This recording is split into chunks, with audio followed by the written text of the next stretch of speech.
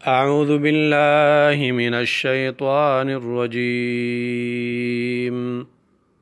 وَإِذْ قَالَ رَبُّكَ لِلْمَلَائِكَةِ إِنِّي جَاعِلٌ فِي الْأَرْضِ خَلِيفَةً۔ سورہ بقرہ آیت نمبر 30 ہے، اور اس آیت سے اللہ رب العالمین نے آدم علیہ السلام کی خلقت اور ان کی خلافت کا واقعہ ذکر کیا ہے۔ آیت نمبر 30 میں اللہ عز و جل نے اپنے حبیب کو حکم دیا ہے کہ ان لوگوں کے سامنے وہ واقعہ بیان کیجیے جب اللہ رب العالمین نے فرشتوں سے کہا کہ میں ایک خلیفہ بنانے والا ہوں زمین میں، تو فرشتوں نے ڈرتے ہوئے اللہ تعالیٰ سے پوچھا کہ کیا آپ ایسے مخلوق پیدا کرنے والے ہیں جو کہ دنیا میں فساد پھیلائیں گے، شرک کریں گے، قتل و غارت کریں گے؟ اور فرشتوں نے ایسا اس لیے کہا کہ کیونکہ فرشتوں نے انسانوں کو قیاس کیا جنات پہ، کہ جنات کو اللہ تعالیٰ نے زمین پہ خلافت دی تھی، انہوں نے یہ سارے کام کیے، ہر طرح کے گناہ کا ارتکاب کیا، تو یہ بھی اس طرح کی مخلوق ہے، یہ بھی وہ کچھ کریں گے جو انہوں نے کیا ہے۔ اللہ عز و جل نے جواب میں کہا کہ میں جانتا ہوں وہ جو آپ نہیں جانتے۔ وَإِذْ قَالَ رَبُّكَ، اور جب کہا آپ کے رب نے، لِلْمَلَائِكَةِ فرشتوں سے، ملائکہ ملک کا جمع ہے، اور یہ ایک عظیم مخلوق ہے جن کی خلقت اللہ تعالیٰ نے نور سے کی ہے۔ اِنِّی جَاعِلٌ، یقیناً میں بنانے والا ہوں، فی الارض زمین میں، خلیفتاً ایک خلیفہ۔ خلیفہ کا معنی ہوتا ہے ہر بعد میں آنے والا۔ آدم علیہ السلام کو خلیفہ اس لیے کہتے ہیں کہ وہ زمین میں فیصلے کرتے، اور اس کی اولاد جو ہے وہ خلافت کے طریقے سے تب سے چل رہی ہے، یعنی کہ باپ جاتا ہے تو بیٹا، اس کا بیٹا، پھر ایسے یہ سلسلہ چل رہا ہے۔ قالوا، تو فرشتوں نے کہا، اتجعل فیہا، کیا آپ بنانے والے ہیں، پیدا کرنے والے ہیں اس زمین میں، من یفسد فیہا، ان لوگوں کو جو فساد پھیلائیں گے زمین میں۔ فساد ہر گناہ کو کہتے ہیں، کفر اور شرک، قتل اور ہر طرح کا گناہ۔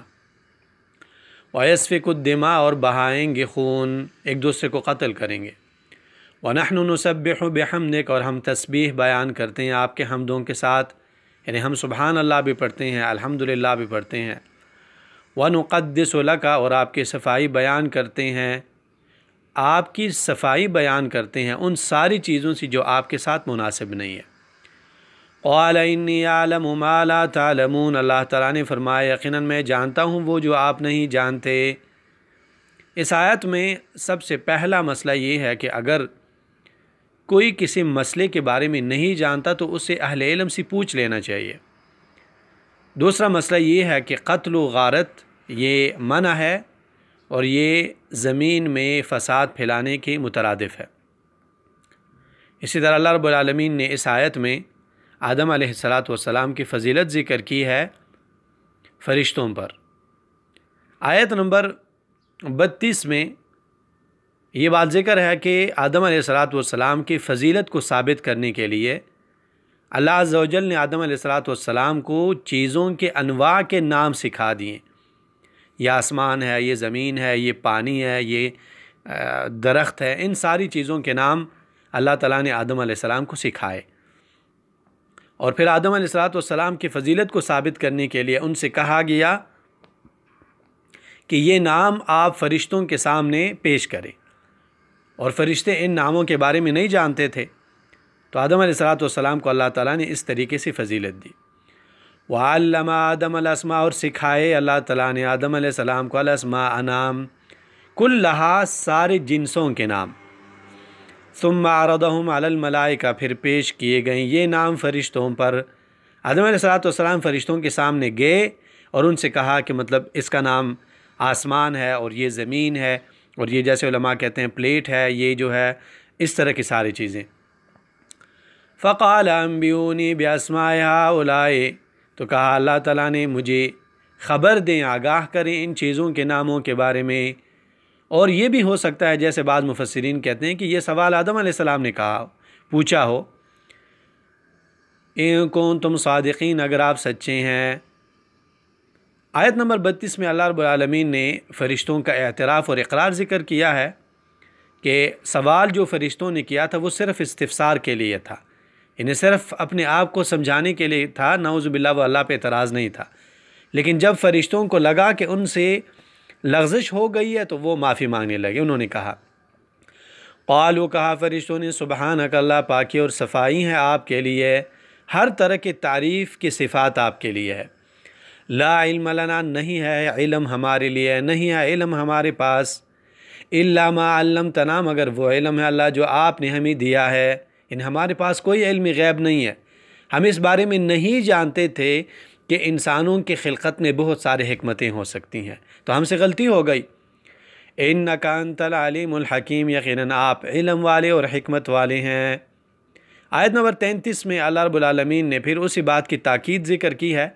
اللہ تعالیٰ نے آدم علیہ السلام سے کہا کہ آپ نام ان کے سامنے پیش کریں، یعنی پہلے آدم علیہ السلام نے ان سے پوچھا اس کا کیا نام ہے، اس کا کیا نام ہے، اس کا کیا نام ہے۔ جب وہ نہیں بتا پائے اور انہوں نے معافی مانگی تو پھر اللہ تعالیٰ نے آدم علیہ السلام سے کہا کہ اب آپ نام بیان کریں، بولیں آپ جو نام میں نے آپ کو سکھائے ہیں وہ ان کے سامنے پیش کریں۔ قال یا آدم، کہا اللہ تعالیٰ نے، اے آدم۔ آدم جو ہے پہلے انسان کا نام ہے، اور جو گندمی رنگ والا انسان ہوتا ہے اس کو آدم کہا جاتا ہے۔ انبئہم باسمائہم، انہیں آگاہ کر دیجئے ان چیزوں کے ناموں کے بارے میں۔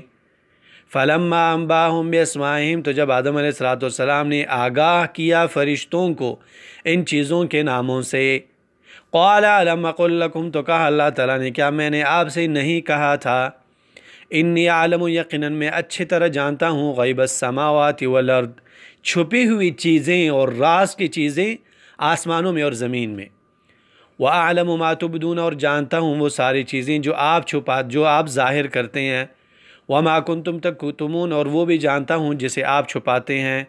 آیت میں بہت سارے مسئلے ہیں۔ پہلا مسئلہ آیت میں اللہ رب العالمین کی قدرت کا بیان ہے، اللہ عز و جل جو چاہے کر سکتے ہیں، اور اللہ رب العالمین نے آدم علیہ السلام کو چیزوں کے نام سکھائے جبکہ فرشتے اس کے بارے میں نہیں جانتے تھے ان کے بارے میں۔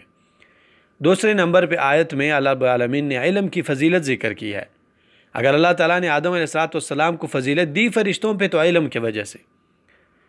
تیسرا مسئلہ اس آیت میں یہ ہے کہ جب انسان میں کوئی کمی ہو، کوئی گناہ ہو، تو انسان کو اس کمی کا اعتراف اور اقرار کرنا چاہیے۔